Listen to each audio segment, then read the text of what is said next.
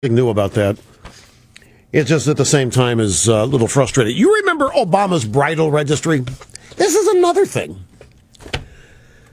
How in the world does this not get derided and mocked and made fun of? The President of the United States actually put up a website called the Obama Event Registry and asked people getting married to, instead of accepting gifts from their guests, to have their guests donate in kind to Obama's re-election effort.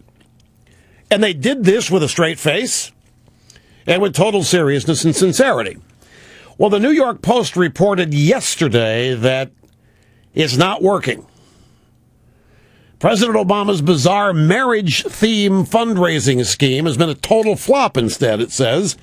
The desperate initiative dubbed the Event Registry, being made fun of by event planners and couples, and shows how desperate the Obama regime is to keep up with Mitt Romney's fundraising. Campaign officials launched the initiative in late June, the same month that Obama raised just $71 million compared to Romney's $100 million. So far, the Event Registry has been all but ignored, even though Facebook, Twitter, and other networks have been a strong suit for the campaign. They've done their best. Twitter, Facebook, they've done their best out there.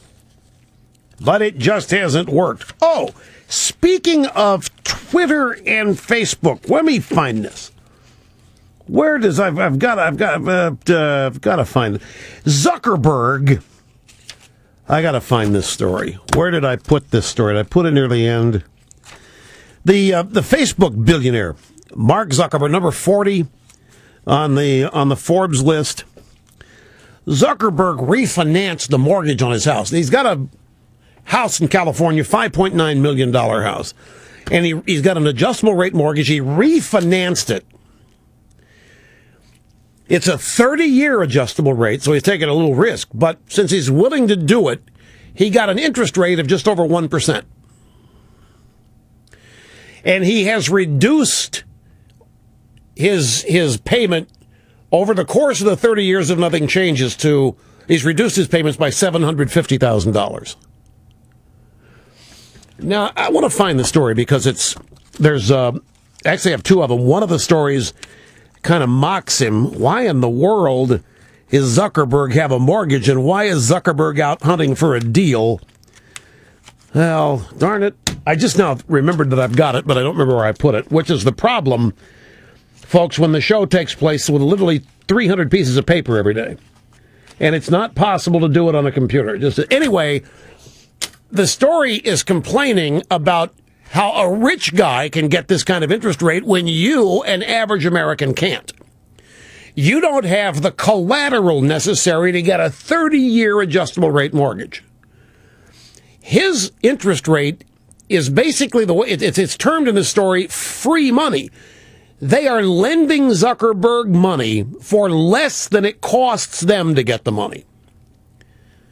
It's free money. The interest rate they're charging him is less than what the bank is charged to get the money from the Fed. Well, that's why I wish I could find the story. It's a function of him willing to do a 30-year adjustable rate. Who knows, in 10 years the rate could go to 10%. You never know. And it's also because he's got all kinds of assets as collateral to be able to withstand a huge uptick in the ARM. Now, the real question is, here's a guy, I know a lot of it's paper, but still, he's number 40 on the Forbes list, what, 12 or 14 billion dollars. Yeah, why not just buy it outright? Why mortgage the thing? Well, the answer is, well, no, because for him, the tax cuts, when you're at his level, you only get to deduct. In fact, you may not get to deduct anything anymore on a mortgage. It used to be, the most recent rule, unless it's been wiped out, was that somebody in Zuckerberg's income level could only take the mortgage interest deduction on the first $1 million of the mortgage. And that may have been totally wiped out. If it hasn't been, it will be at some point. So he's either one of two things: establishing a credit rating, making a payment every month just to establish the credit rating. Everybody wants and needs a credit rating. And then he's got credit cards. Trust me on this. The second thing, and probably as likely, if not more, why use your own when you can use somebody else's, particularly when they're going to give it to you? The bank is essentially giving him the money. Why use your own money when somebody else will give it to you? So he's basically having a $6 million house bought for him by the bank. And that's that. Well, look, I can't explain.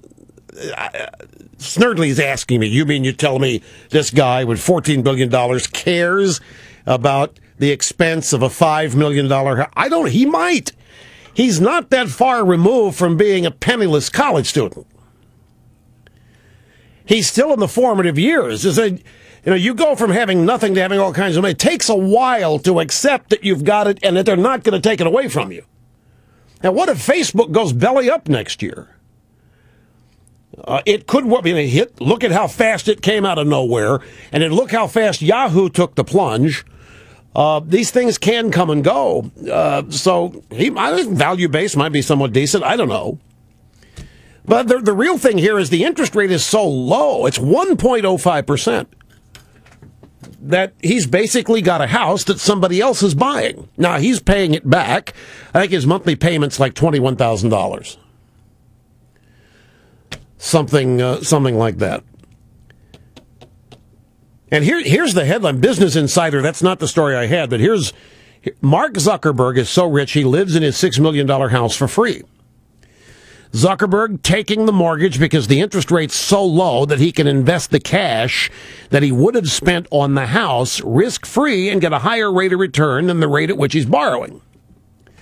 So he buys a house for $6 million, and rather than take his $6 million and sink into it, he's going to take the $6 million, this is theoretical, that he would have sunk into the house and put it in some other investment that's going to have a growth rate far greater than what if he'd bought the house. Meanwhile, it's not his money he's buying the house with. He just refinanced with a 30-year adjustable rate loan starting at 1.05%, because 1.05% is below the current rate of inflation, which is somewhere between 2 and 3%. Zuckerberg essentially is borrowing for free, according to Greg McBride, who is a financial analyst with Bankrate Inc. Bankrate, by the way, up in North Palm Beach. One of my close friends, one of my golfing buddies, owns Bankrate. It doesn't stop Bankrate from ripping me in their editorials, but still they do. And still he's a good friend of mine. They monitor, among other things, Bankrate monitors interest rates to the nth degree and offers advice to clients that pay for it.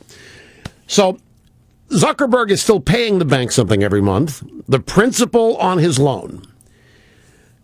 But that's not really a cost because he's getting equity in his house. He's putting money into a piggy bank. If he ever sold the house, he'd get all that money back, and the amount of money he spent on living in the house would be close to zero. So if anything, he would turn a profit.